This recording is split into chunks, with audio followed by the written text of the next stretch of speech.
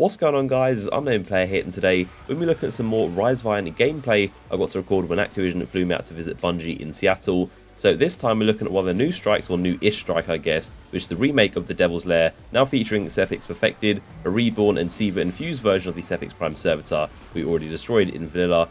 He isn't a plain old bullet sponge that he was before. He's got some cool new mechanics that I definitely love, but he's not too hard and complicated, but isn't quite as simple as he was before. So as I said, I recorded a bunch of early gameplay from the expansion at Bungie, and earlier today I uploaded the first mission of the campaign story. The full gameplay is up on my channel, I'll link it in the description if you want to check it out. But that is where you first encounter Sepiks Perfected, but here in the Strike is of course where you finish him off for good. So also keep an eye out on the channel throughout this week, because we're only just beginning. Trust me, a lot of epic stuff is going down. I've got lots more videos on the channel, which you guys are going to absolutely love and you don't want to miss. So stay tuned and make sure you are subscribed to the channel if you aren't already. It's going to be a really cool week for Destiny in the run-up to the expansion launching. So let's talk about this strike. So here we have the first encounter, the 3 wave section, while the Ghost works on the lasers. It's pretty much identical to how it was before. There was no change that I or anyone else could notice, other than differences being the Devil Splicers, of course, as the enemies, and the Hive coming out slightly differently. The spawns are slightly different, but most of it is exactly the same, so pretty much the same as you remember the original. You would have also seen that we went through that new route to get here, which does change each time. Sometimes there are lasers and a bunch of turrets and big like Siva pods that you have to shoot to go through, or you can take the long way around, which is the traditional way. So there are sort of 2 paths to get to this point. So now I'm going to play a little bit more gameplay, and I'll be back in a second to talk about something else interesting they've changed about the strike. Halfway through, but we've got major Hive reinforcements inbound. Good luck.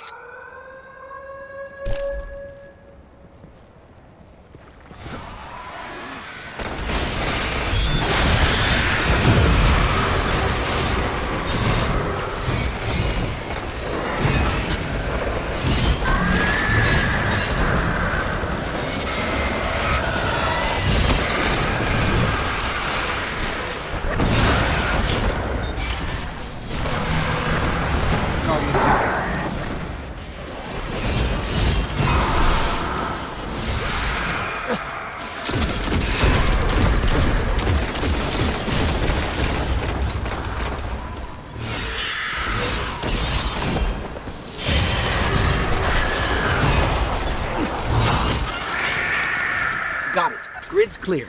Let's get out of here.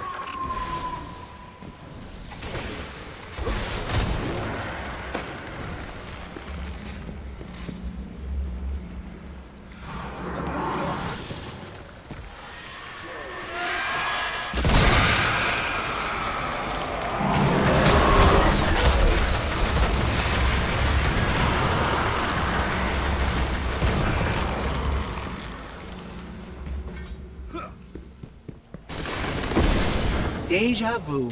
So here, of course, is that Devil Walker section. The first thing I noticed is they got rid of these pipes up here, which you could basically sit on to snipe the Walker. It's pretty funny they did this, but if you didn't know, you could sit up there and just snipe at the Walker, and you'd be out of his range where he can't even see you or target you. So those pipes are gone, but you can still stand on the floor below it if you want to and be out of range. So this Walker is of course Siva infused. He's got some slight variances in his weaponry. Mainly the cannon isn't one blast anymore, the laser blast. It's a seeking swarm that tracks you, so it isn't quite as simple to avoid, but the Walker still works in pretty much the same way. Once again, I'll let you watch us defeating the Walker, which doesn't take very long at all, and then I'll be back to talk about Sepiks.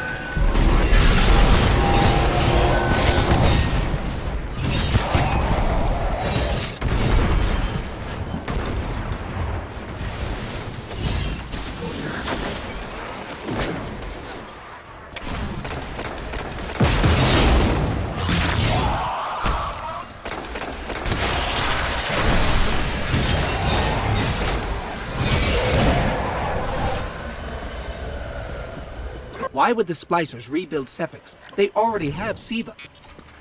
I can make a guess. Maybe an offer to the other devils. A show of power? You know, in Siva we trust, and in Siva all things are possible. Get in there, and show them that their god is nothing but metal and tech. Sepiks perfected, in all his glory.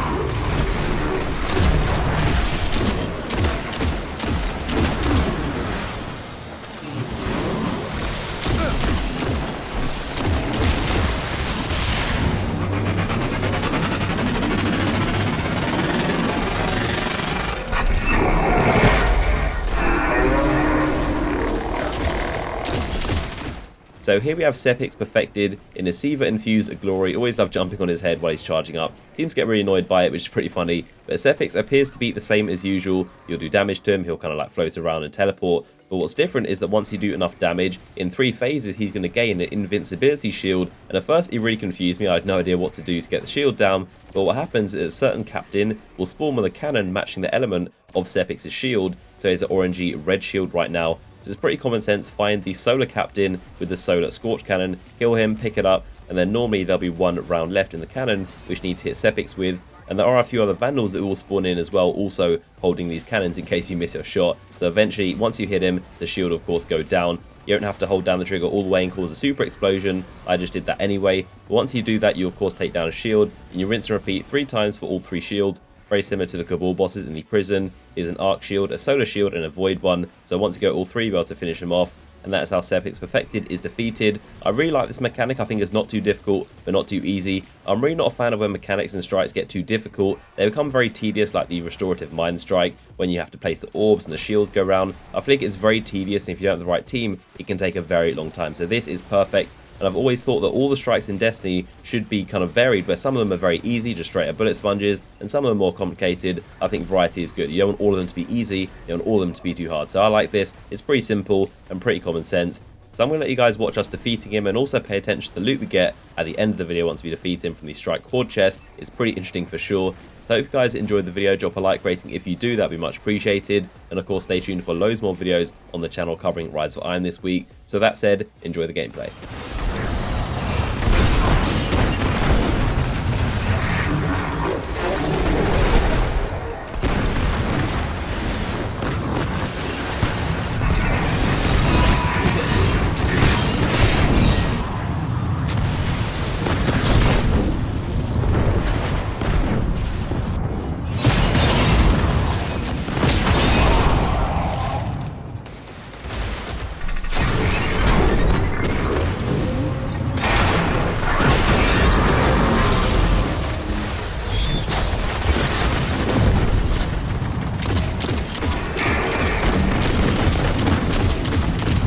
Nowhere for Sepiks to run this time.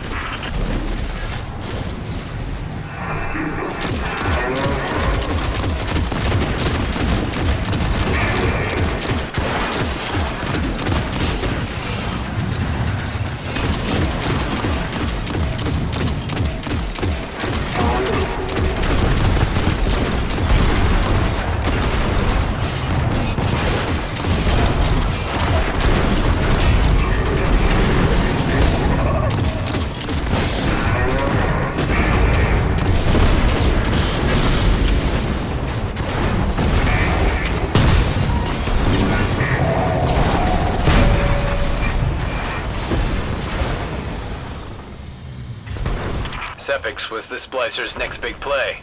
Present a god for all to worship. Then control the flow of ether to control the house.